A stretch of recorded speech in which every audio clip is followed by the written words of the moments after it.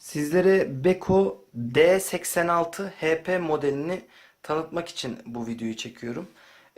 Bunu internette ve servislerde çok fazla ayrıntılı bilgi sahibi olunmuyor.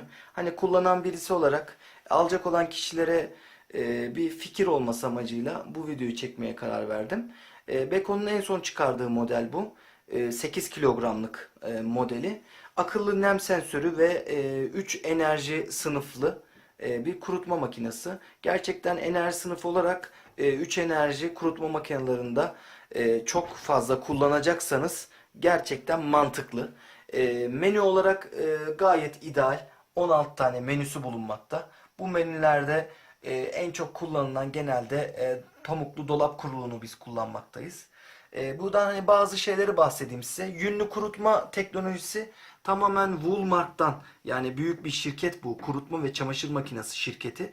Bu şirketten Beko onaylı olarak gerçekten yünlü kurutmasının onaylı, yıpratmadan, küçültme yapmadan gayet başarılı bir şekilde e, kurutma yapmaktadır. Sessiz menüsü 4 saatte kurutma yapıyor ama ses seviyesi %25, yaklaşık %25 kısık olmakta. Zaman programları bulunmakta. Zamana göre çalışma programları ne kadar süre, tamamen kendinden bağımsız. Buradaki programlardan tamamen bağımsız olarak diyelim ki 5 saat, 3 saat, işte 40 dakika kurutma yapacağını bu şekilde buradan programlama yapabilirsiniz. Ütü kurulu adı üstünde ütü hemen çıkartıp ütü yapmak için ve kırışıklığı minimal düzeyde tutmak için kullanılmakta. Ekstra kuru hiç denemedim ama herhalde bayağı bir kurutuyordur. Tazeleme menüsü ise tamamen dışarıdaki havayı alıp hiçbir ısı pompasını kullanmadan içerideki havayı tazeleme adına kullanılmaktadır. Kapak krom kaplama olup gayet şık ve kaliteli durmakta. Ürünü bir açtığımızda açalım. İçeride güzel bir ışıklı bir ekran karşılıyor. Işık led bir ışık olup içerinin haznesi normal çamaşır makinesinin haznesinden daha geniş olduğunu göreceksiniz. Bir de makineyi kullanırken özellikle çamaşırları yerleştirirken şu gördüğünüz menteşenin hizasını geçmemesi gerekiyor.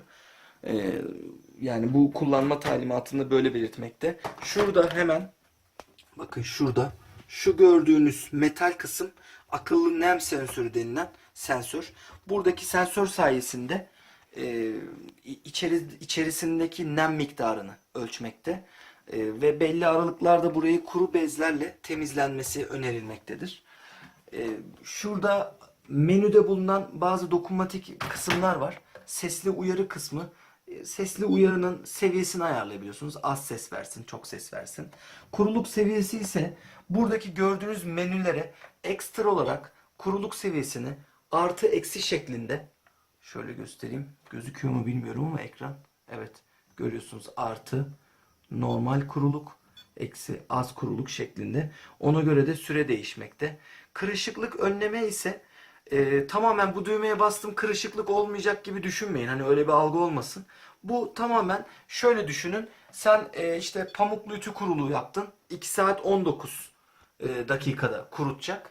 Bu kurutma işlemi bitti diyelim. Sen yarım saat sonra açacaksın. İçinden çıkaracaksın. Yani 2 saat artı 19, 19 artı 30, 2.49.